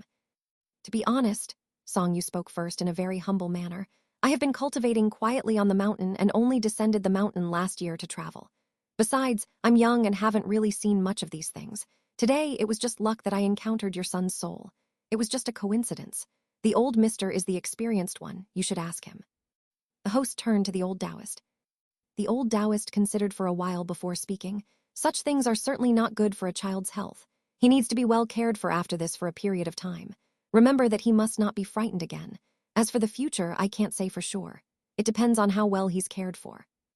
Although he spoke the truth and didn't make things up, he couldn't help but feel indescribably lacking in confidence in front of the young Taoist priest who obviously had real cultivation skills. After speaking, he even secretly glanced at him. In the dim light, he only saw him nod slightly, seeming to be contemplating, as if he was also learning this today. "The most important thing," the old Taoist continued, "is for you all to figure out how the child's soul wandered off in the first place, so you can prevent it in the future." "How would we know?" "Think carefully. Was he frightened by something, like the crowing of roosters or barking dogs, or a sudden shout? Did he enter some temple or accidentally encounter a ghost at night?" "How would we know about that?" The host was also somewhat at a loss. "We only know that he came running home the day before yesterday, lay down on the bed, and couldn't be awakened." Only then did the others at the side start talking. The voices became chaotic all of a sudden. Someone mentioned that a tree at the village entrance had been there for hundreds of years, and many people prayed to it for protection, believing it to have spirituality. They had seen the child urinating on the tree before, possibly offending it. Someone else said the child was mischievous and often ran into the mountains, likely encountering something that had become a demon. Another mentioned that an elder in a household near the village entrance had died recently and was buried on the hillside just opposite. The day before just happened to be the 7th day after the death, and the child, running around all day, might have seen something. Someone said the child was wild and playful. He most enjoyed hiding in dark places and jumping out to scare others from behind. Song Yu turned his head to glance outside. Across a few fields and a pond, in the dim light, he could vaguely see a new grave on the hill opposite. A spirit banner was actually still planted there. According to local customs, it even had bells attached. As he passed by earlier, the wind had blown and made them jingle. The bells were a token of the living's longing and solace for the deceased, thus attracting lingering spirits. In the twilight, a faint shadow could vaguely be seen sitting on the hillside, lost in thought, perhaps just listening to the wind making the bells chime or reminiscing about life, reluctant to leave for the moment. "What are you looking at?" the host asked beside him. "Nothing much." Songyu withdrew his gaze, smiling. "The days are getting longer by the day." "Exactly." The host just thought Songyu was hungry and hinting that dinner was not ready, though it was already dark, so he hurriedly got up. "I'll hurry them up in the kitchen. Dinner will be ready soon." Songyu pursed his lips and glanced outside again. Although the child had indeed almost lost his soul because of this, it was actually just a chance encounter. Such coincidences were rare and couldn't be blamed on anyone. That was just an ordinary spirit of the departed lingering temporarily and would naturally disappear in 2 days. There was no point in mentioning it. Soon, dinner was ready. The host's family had cooked a pot of tofu fish, stir-fried some cured meat, and sliced the sausages. Besides this, they had cooked white rice. It couldn't be compared to city food, but it was a good meal painstakingly prepared by the village peasant household, much better than the cold steamed buns Song you had been eating on the road. Large rough bowls filled with white rice. The fragrance of the rice filled the air. Unexpectedly, the ordinary-looking pot of tofu fish, which seemed to have been casually cooked, hid a secret. It was actually sour. Upon careful tasting, the sourness wasn't from vinegar or pickled cabbage, but from preserved plums or similar dried fruits, giving it a very unique flavor. The strong sourness made it easy to eat a lot of rice. Songyu felt at ease. He picked at the dishes as he wished, scooped large mouthfuls of rice, and helped himself to more whenever he wanted, showing no signs of being reserved. For the hospitable host, this was really something to be happy about. Even the woman at the side who had cooked the meal also felt proud. "This fish is really appetizing." "Just a rustic method. Our people all cook it this way." The woman smiled broadly. "It's sour so you can eat a whole bowl of rice with just the soup. It's a trick used by the poor." "You have good skill." "You're flattering me." The host's house had few rooms, and they could only make one available. Songyu had to share a room with the old Taoist. At least he could make his bed on the floor. Traveling outside, this couldn't be avoided. One couldn't be too particular or picky. But such things were strange. Initially, though he accepted it without resistance in his heart, he still more or less felt it was less than ideal. After all, it was not as good as having a single room. However, once he entered and lay down, he very quickly felt there was no difference. Even with the old Taoist's thunderously loud snoring in the night, it was merely a minor issue, hardly worth mentioning at all. Reflecting on it carefully, the feeling was completely different from before entering the room. Such things were common. Only when you experienced them directly could you see them clearly and truly understand your true feelings towards them. But how could such things be fully understood through thinking? How could they be learned from elsewhere? They must be experienced personally to gain insight and gradually comprehend. Upon careful reflection, there was indeed something wondrous to it. \\\\*. The next morning, Songyu woke up not too early, just in time for breakfast. Although it was breakfast, the host's family also tried their best to prepare it sumptuously. They cooked fish again and sliced the cured meat. The dishes were oily.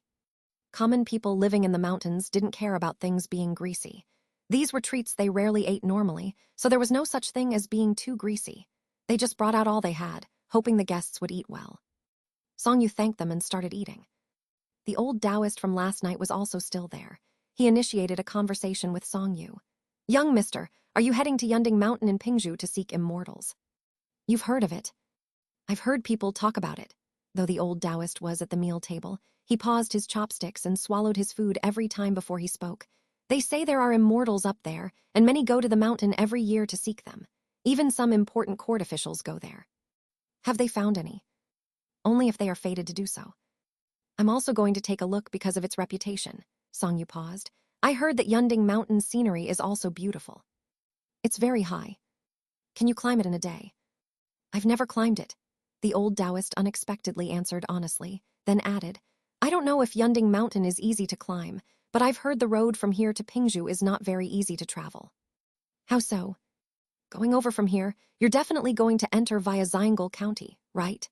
The old Taoist's eyes were beady as he stared directly at Songyu. "Yes." Songyu actually didn't know what county lay ahead. The host couldn't add to the conversation, so he just listened from the side in order to increase his knowledge. The old Taoist said, "From Xianxia County to Pingzhu, the road is very difficult. It was historically avoided even during wars, and furthermore, it's hundreds of li of mountains, sparsely populated." He paused, then lowered his voice, speaking mysteriously. I know you have true cultivation skills, far better than me, but that stretch is said to be full of demons and ghosts. Think about it. An unused road normally becomes overgrown with weeds in less than half a year, but nothing grows on that road. Who would you say is traveling? Thank you, old mister. The old Taoist undoubtedly meant well. In this era, some people did possess true cultivation skills, but having such skills didn't mean they can act as they like without fear in this world. No matter how lofty their skills were, it merely meant they could afford to walk at night. It didn't mean they would want to. A difficult road, even one that was just muddy and dirtied one's feet, was still annoying. Xianxia was reluctant to travel such roads frequently, but he was willing to try occasionally. At that moment, he heard the old Taoist say, "I haven't asked where you cultivated yet." "I have been rude." Xianxia put down his chopsticks and cupped his hands. "On Yinyang Mountain in Linquan County. It must be an immortal abode." "I wouldn't describe it as that. It is not worthy." "Does your place also have cases of children losing their souls?" "I have heard of such cases." "Do they rely on calling the souls back there too?" Xianxia paused to think. In Yizhu, they actually also called souls. It was just that the calling method and details differed. It essentially worked on the same principles. The old Taoist had specially asked this after telling him specially about the road to Pingzhu. Evidently, it was not because he wanted to know if they had the same rustic soul-calling method. Taoists among the people like this didn't actually cultivate spiritual methods or know magic. They relied totally on knowledge and experience passed down through generations to solve such matters. This was their survival skill and should not be disdained. Although naturally not as powerful as orthodox magic, their skills were easy to learn and acquire as well as simple to use. They have helped solve countless problems among the people and could indeed be described as having performed deeds of immense merit. Only a cat that could catch mice was a good cat. Thus Xianxia thought earnestly. I haven't seen much, but aside from calling souls, I've indeed heard of another method used by a Taoist among the people in my hometown. Could you tell me? Is there a small temple here? Not illegitimate gods, but ones with titles formally conferred by the court. Their village doesn't have one, neither does our village. Is there one in the county? The county has Taoist and Buddhist temples with many gods worshipped. That won't do. Why not? It's hard to make requests when it comes to great gods, so you can't seek them. Illegitimate gods are unreliable and risky. Minor gods are often just empty statues, which are useless. It's best to find a local deity known only in one county that had a title awarded by the court. Xianxia explained to the old Taoist, in our Linquan County, there was a Taoist who did this. He built a small temple for this deity in the village. It did not need to be too big, 3 kai was enough. Every time it was New Year or there was a festival, he would tell the villagers to go and worship. Meanwhile, the Taoist himself went every few days to light incense and say a few words, getting acquainted with the god. Next time something happens, it will be more convenient for him to make a request than for an ordinary villager. This method takes some effort, but it has its advantages. Once properly established, whenever a soul is lost, a little ghost is encountered, or a household faces an evil spirit or demon, there's no need for other actions. Just go to the temple and light incense. Once the deity manifests, all will be solved. Xianxia paused, and if it doesn't work? What if it doesn't? Farming is not easy for the villagers. How could incense and offerings support idol gods? Xianxia beamed as he said, such matters should be explained clearly to the deity, and he probably would also understand. And if it still doesn't work? Smash his statue for him. His casual words were sonorous and forceful. The host, listening in from the side, was shocked at once. The old Taoist also gasped, his eyes widening. He tugged at his beard and then fell into contemplation. Chapter 71. What's the harm in walking a little further? After breakfast, Xianxia had already gone to stand at the door, draping the saddlebag over the horse's back. He then turned around to bid farewell to the host and old Taoist priest behind him. Thank you for your warm hospitality, sir, and thanks for informing me about the road ahead, old mister. I must take my leave now. Don't mention it. Thanks to you, sir, my child was saved. Our family is poor, and we don't have much, with only a few when to spare. It's a small token of appreciation. Please take it and buy yourself some water for the journey. The host took out a small string of copper coins and handed them to Xianxia, following him with an embarrassed and reluctant look. I hope you don't think it's too little, sir. You already treated me and old Mr. to a meal. I was just passing through and happened to encounter you, so I did a small favor. How can I accept more money from you? Xianxia naturally saw the reluctance on the host's face. At this moment, he was different from the Xianxia who had eaten heartily the day before. He declined firmly and calmly, without explaining anything more. Please take it back. Please accept it, sir. As Songyu was refusing, the old Taoist priest's voice came at just the right moment. I must also thank you for your guidance. It's nothing, really. The old Taoist priest's timely intervention relieved Songyu of the trouble of rejecting the host's further insistence. The host, distracted and feeling less embarrassed, withdrew his hand in response. The host felt a mix of embarrassment and joy, a complex emotion that was hard to read on his face. He followed Songyu out and asked with concern, Are you still heading to Jianghu County, sir? Since we've come this far, I'm too lazy to take another detour. But the road that way is several hundred li, with no signs of civilization. I'm not afraid. With his bamboo staff in hand, Songyu turned and smiled.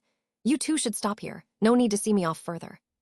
The host and the old Taoist priest indeed stopped as instructed. After both parties exchanged a formal bow, it marked their official farewell. Only then did Songyu turn and leave, following the small path as he passed through the village. He walked at a leisurely pace that was not too fast nor slow, taking in the sights. In fact, the ancient village had a certain charm to it. The houses here were primarily built with mud walls, some with thatched roofs and others with tiled ones. Life was hard, with poor transportation and difficulty in buying supplies.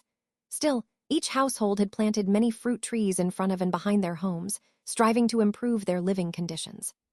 With spring just halfway through, the peach, plum, and pear blossoms were blooming beautifully, as if competing to be the most beautiful. Each tree was adorned with vibrant red, pink, and white flowers.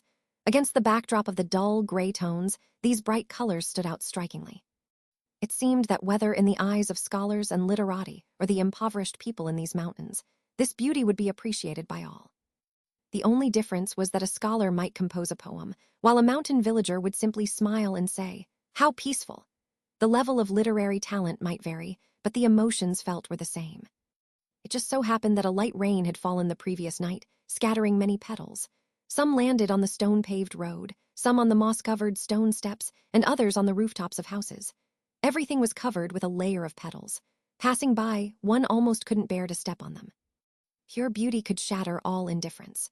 Regardless of where one came from, at such moments, one's heart would be filled only with admiration and awe. With a bamboo staff and straw sandals, Songyu felt lighter than when he was riding a horse. What was the harm in walking a little further? Leaving the village, Songyu continued forward in large strides. The roadside was again lined with pear blossoms, resembling snow. Passing through them, Songyu felt like he was in a scene that could only appear in a dream.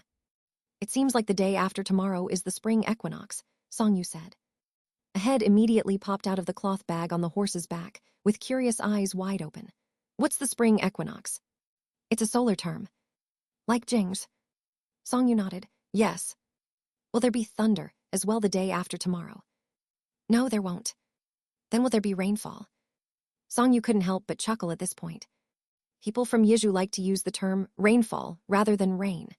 With the Calico cat's soft and delicate accent, along with her tone, it almost sounded like rain was a gift falling from the heavens. He then shook his head and answered, Probably not. Can you tell fortunes? No. Are you not a Taoist priest? I'm just a fake Taoist priest. Can a fake Taoist priest tell fortunes? At least I can't. Why? Because fortune-telling is very difficult to learn. Why? The cat's crisp, questioning voice kept sounding from behind, which made Songyu quite curious. He had encountered ordinary cats before, some of which liked to interact with people. When someone spoke, they would meow in response. Was that also a form of questioning? He continued patiently. Fortune-telling is not only complex and difficult to learn, but it also requires a very high level of talent. It demands two contradictory ways of thinking. One requires you to completely abandon rationality and fully trust that mysterious intuition. The other is the exact opposite, requiring you to think rigorously and logically, making no mistakes and overlooking nothing. I don't understand. If you don't understand, then forget it. Can't you do it? I can't. You're not smart enough. Songyu was silent for a moment, then turned to glance at her, coincidentally locking eyes with the small head poking out. Lady Calico, come down and walk. Why? Because I'm walking. Why? To keep me company. Oh. The Calico cat immediately squirmed in the cloth bag for a moment, found a comfortable position, and then jumped down. Whether it was because the horse was too tall or because it kept moving, she lost her balance and stumbled slightly when she landed. Although she managed to regain her balance, she still looked a bit awkward. Songyu glanced at her calmly and gave a slight smile. I knew you'd stumble. I didn't stumble, I just slipped. I knew you'd slip. How did you know? I'm just guessing. The calico cat took quick, tiny steps, trotting to catch up with him. She tilted her head and looked up at him, staring intently. After a moment of contemplation, she confidently said, You said you can't tell fortunes. I can't. Then how do you know it won't rain the day after tomorrow? Because the weather has been good these days. Then how do you know the day after tomorrow is the spring equinox? I remember. How do you remember? Because of my cultivation method, Songyu said helplessly, and also because the spring equinox is my birthday. I don't know what a birthday is. It's the day you were born. Were you born on the spring equinox? No, I was picked up by my master during the spring equinox. Songyu, fearing further questions, added, because I don't know when I was actually born. The calico cat stared at him in a daze, slightly stunned by his advance answer to her intended question. After a while, she continued to ask, Is a birthday fun? It depends on how you view it. How should I view it? How would I know how you view it? How can you not know how I view it? Only you can know how you feel, Lady Calico. Well, I can only know how I feel. Answering such questions left Songyu feeling quite speechless, yet he could not bring himself to ignore her. So what do you think? I think, Songyu paused, walking through the pear blossoms and continuing, if you consider it as a festival with a sense of ritual, it isn't fun. I don't like it and wouldn't want to celebrate it that way. Or if you think of it as a marker for another year past, I don't like that either. But if you just see it as a reason to do something you enjoy, then I do like it. What kind of thing? For example, having a nice meal. A nice meal. Yes. The calico cat blinked a few times, momentarily excited, but then she soon became disheartened. I don't know when my birthday is. I don't know either. Songyu looked down at the calico cat, sharing in her predicament as the best way to comfort her, and then added, It might not be a bad thing because it means we can choose a date we like. How do we choose? For example, which day do you like best? The day you gained enlightenment? The day someone made a statue of you? You could use that day as your birthday. After all, no one else would know. Cats don't remember such things.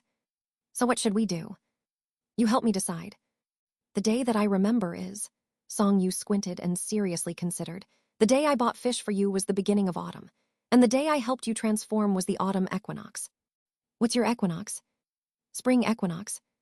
Spring equinox. Lady Calico, do you want to have your birthday in the same equinox as me? The calico cat tilted her head, deep in thought. That's quite nice. My birthday is on the spring equinox and Lady Calico's on the autumn equinox.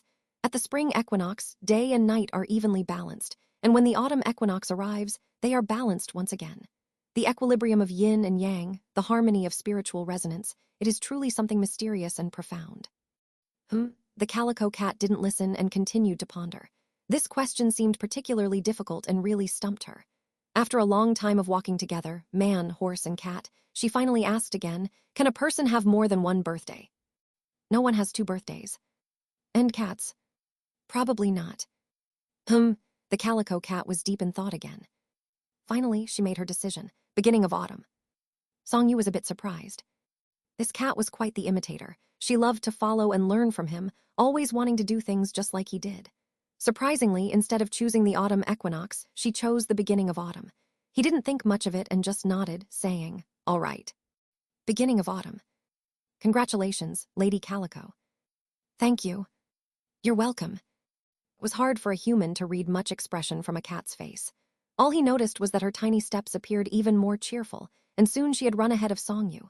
She stopped and asked why he was walking so slowly, but in fact, Songyu had been walking at the same steady pace since he came down from Yin-Yang Mountain. \\\\. 2 days later, in Xianxia County. Pingzhu is known for its many mountains and fog, rich in legends of immortals and spirits, as well as tales of demons and ghosts. The people here held these beliefs with great reverence and caution, yet they also enjoyed discussing them extensively. This had created a strong atmosphere of mysticism, making it seem to outsiders as though the region was filled with immortals and demons. This influence has extended to Xianxia County as well, where numerous legends of gods and ghosts had also emerged. Today was also the spring equinox. Spring equinox, like the autumn equinox, marked a point where day and night were of equal length. For the same region, it represented two different cyclical transition points where the lengths of day and night alternate. During this time, the balance of yin and yang as well as the spiritual resonance in the world was harmonious, achieving a profound equilibrium. With careful reflection, one could gain insight from this subtle mystery. This touch of mystery was gifted to the swallow. As for birthdays, Songyu didn't really care much about birthdays. Moreover, today wasn't his birthday. Life at the Taoist temple was austere and dull, and it was hard to go shopping and a hassle to make the trip down the mountain. This day each year gave him a reason to convince himself to bring some money down the mountain. He would visit the county town or local markets, buy some good meat, and indulge a bit more than usual. He would be a little more diligent so that he could do things he enjoyed. Today happened to be the last leg of his journey through Shuzhou, so it held a bit of commemorative significance. Plus, the swallow only accompanied him to Pingzhu's boundary, which added a touch of farewell. So Songyu spent quite a bit of money, buying a roast chicken and a pound of lamb. He also found a restaurant, ordered 2 small dishes and a pot of good tea to treat himself and say farewell to the swallow. Chapter 72. Spring equinox in the 2nd year of Ming, arriving at Pingzhu. In the bank, the clerk was busy cutting silver. Meanwhile, the Calico cat was playing, spinning around on the floor. The road to Pingzhu stretched for several hundred li, mostly through mountainous areas with few inhabitants. Although there were people, there were no large cities, making it difficult to buy supplies or find lodging. Songyu felt that using silver coins might be inconvenient, as he had very few copper coins left. Therefore, he specifically visited a bank today to exchange some. The official silver of Great Yan was thin and flat, with wide ends and a narrow middle, making it easy to cut. The clerk, being quite skilled at the task, swiftly snipped out a small corner with just a few precise cuts. He then weighed it with a scale and immediately smiled, showing it to Songyu. "Sir, it's exactly 1 tael. You have great craftsmanship." "I was lucky." The clerk grinned as he took the cut corner and returned the remaining piece to Songyu. He then proceeded to pull out a large string of copper coins, followed by a smaller string, and finally took out a few more coins.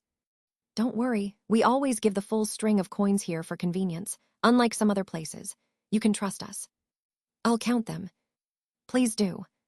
"All right." Songyu sat down with a smile and began counting. Recently, the copper to silver exchange rate in Xianxia County was 1,200 to 1. Songyu had inquired about this rate at an inn, and the innkeeper had confirmed it was correct. Of course, banks would take a cut during exchanges.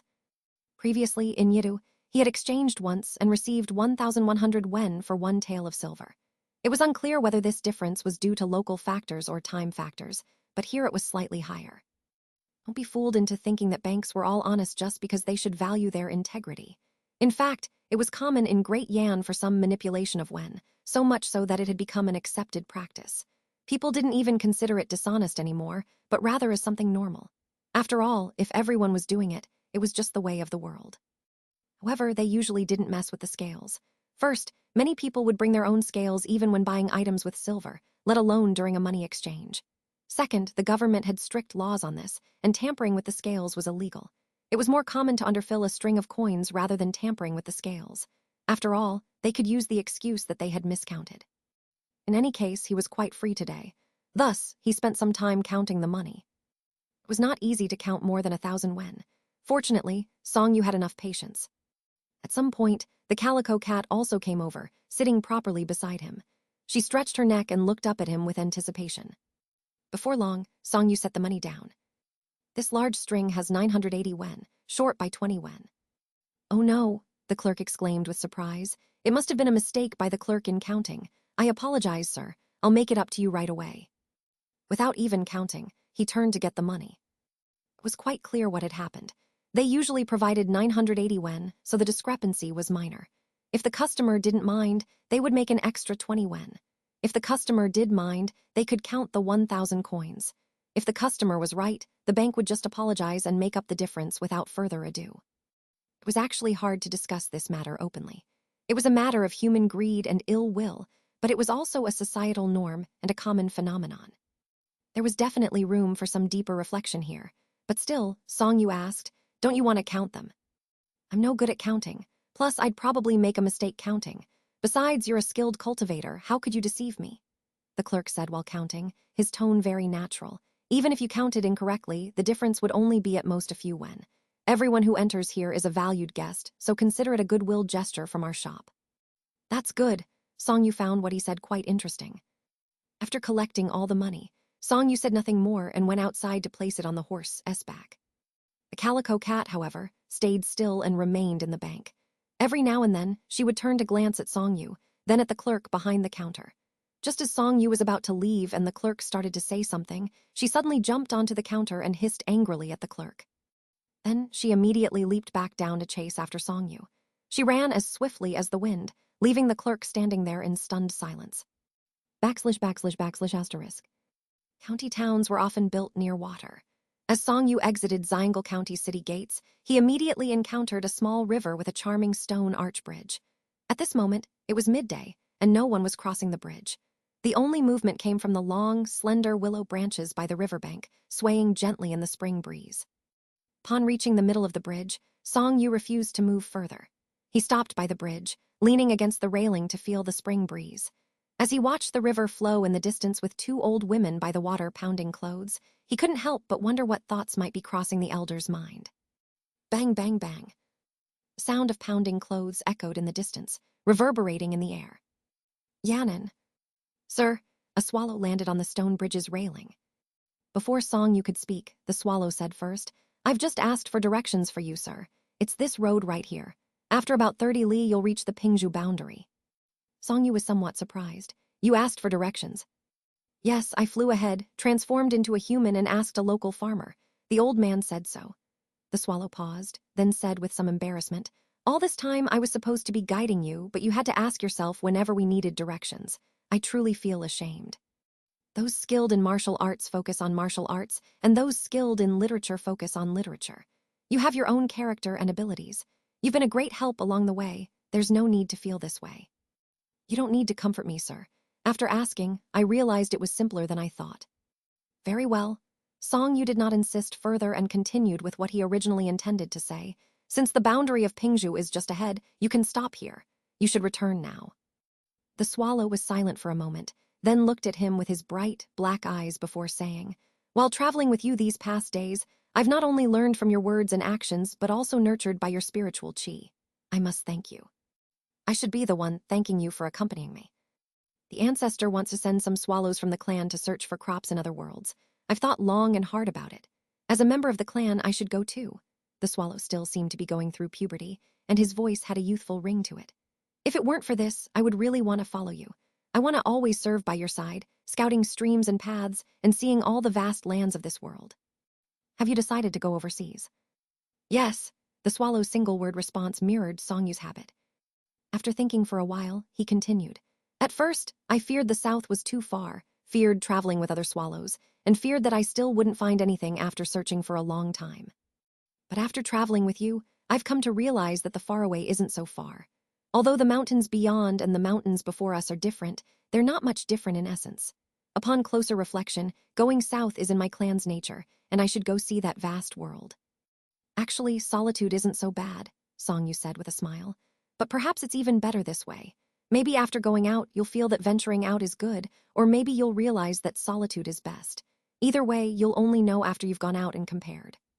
If I return and still feel that solitude is best, I will follow my heart like you.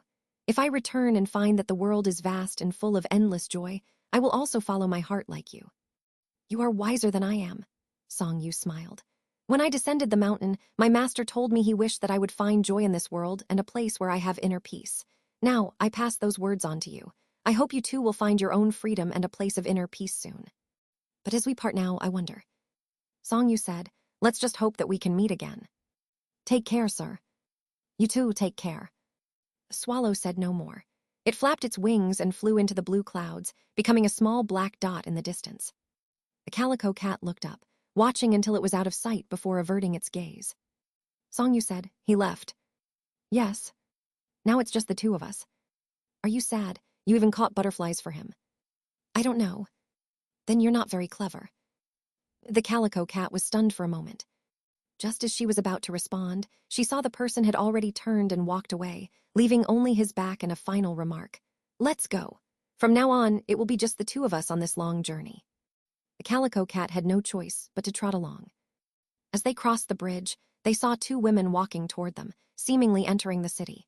They were the old women pounding clothes they had seen earlier. The two elderly women appeared to be of advanced age, their hair gray, and their stature small. With their bent backs, they seemed even shorter. They were dressed simply, barely warm enough. Even though it was common in these times, Songyu couldn't help but feel a twinge of pity seeing such elderly women still washing clothes in the chilly spring waters. Both old women were carrying large tubs of clothes, so heavy that their bodies leaned to one side. Their steps were unsteady, which evoked even more pity. But at that moment, Songyu noticed the old woman at the back raising her stick and poking the back of the woman in front. The first woman initially ignored her, but after a few more pokes, she couldn't hold back anymore. She turned around, wobbling a few steps forward with her stick raised as if to hit the other woman, who also wobbled back with a smile and avoided the blow. At their old age, they acted like two children. Though life was hard, their smiles were radiant.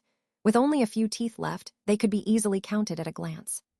After a brief scuffle and a moment of stalemate, the two old women picked up their clothes again and walked back while panting. They now walked side by side, neither daring to walk ahead. Songyu quickly stepped aside respectfully, and the two old women walked past him. Meow. What is it? Meh. I was worried that I'd block the old ladies. Oh, I'm too small to block them. Indeed, Songyu quickened his pace to catch up with the Calico cat. The little bells jingled merrily. A Taoist priest with a staff and two old women carrying clothes. It was just an ordinary encounter.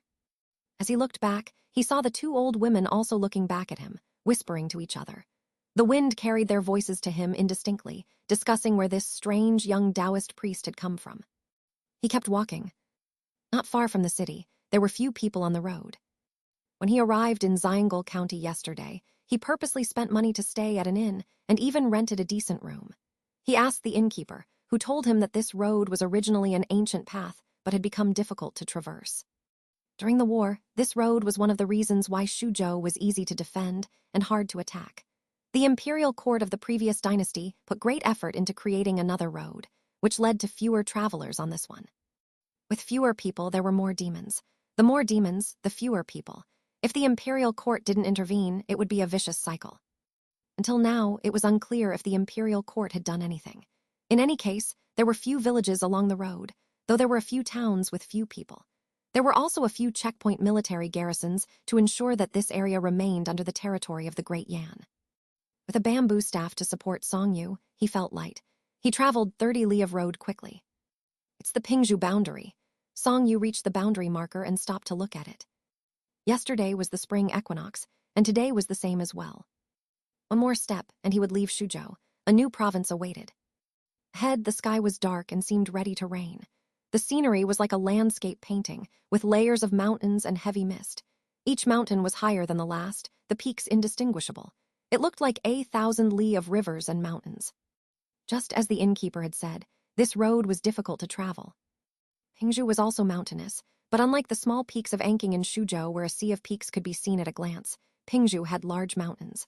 At a glance, not only could you not see a sea of peaks, but even a single mountain was massive. The massive mountains filled your view, with one part in the clouds and another in the mist, making it impossible to see it whole. Not only were there many mountains, but also many valleys and cliffs. This road winded through the mountains, along the mountainsides, through the valleys, and along the edges of cliffs. When there was no way around, it ascended, passing through a sea of clouds and over mountain passes. During the day, there were occasional travelers. At night, mountain demons would wail, and wild ghosts would light up their flames. But Songyu did not see these.